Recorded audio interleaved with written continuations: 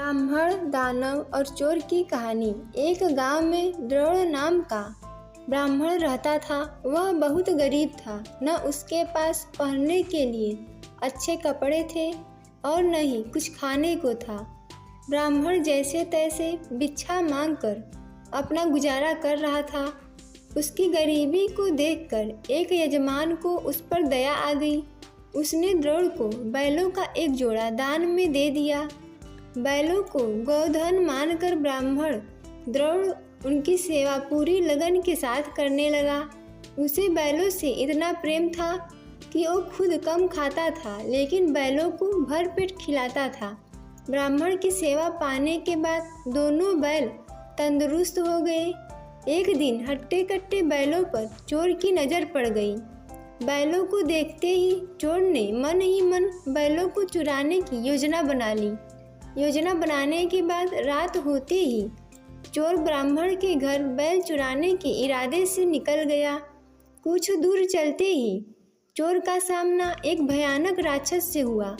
राक्षस ने चोर से पूछा, तुम इतनी रात को कहाँ जा रहे हो? चोर ने कहा, मैं ब्राह्मण के बैल चोरी करने जा रहा हूँ। चोर की बात सुनकर राक्षस बोला, चलो मैं भी तुम्हारे साथ चलता हूँ। मैं कई दिनों से भूखा हूँ। मैं उस ब्राह्मण को खाकर अपनी भूख शांत करूँगा और तुम उसके बैल ले जाना। चोर के मन में हुआ कि रास्ते के लिए एक साथी भी हो जाएगा तो इसे साथ ले जाने में कोई बुराई नहीं है। यह सोचकर चोर अपने साथ राक्षस को साथ लेकर ब्राह्मण के घर पहुंचा।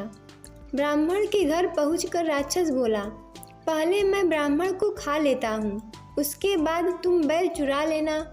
चोर ने कहा, नहीं, पहले मैं बैल चुराऊंगा, उसके बाद तुम ब्राह्मण को खाना। अगर तुम्हारे आक्रमण से ब्राह्मण जाग गया तो मैं बैल चुरा नहीं पाऊंगा। फिर राक्षस बोला, जब तुम बैल खाओगे तो उसकी आवाज़ से भी ब्राह्मण जाग कर अपनी रक्षा कर सकता है। मैं इस चक्कर में भूखा रह जाऊंगा। राक्षस और चोर दोनों इसी तरह बहस करते रहे। एक दूसरे की बात मानने को उनमें से कोई तैयार नहीं था। उसी बीच राक्षस और चोर की आवाज़ सुनकर ब्राह्मण जाग गया।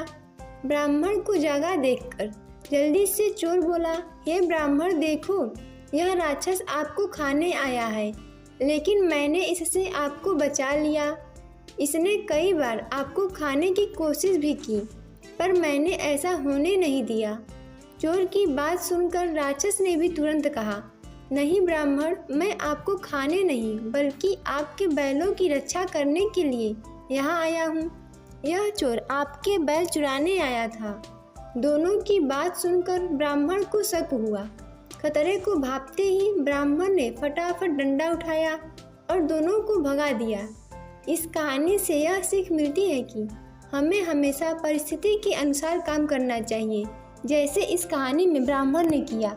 उसे चोर व राक्षस की बात सुनने के बाद अपनी आत्मरक्षा के लिए डंडा उठा लिया, जो उस परिस्थिति के लिए बिल्कुल सही था।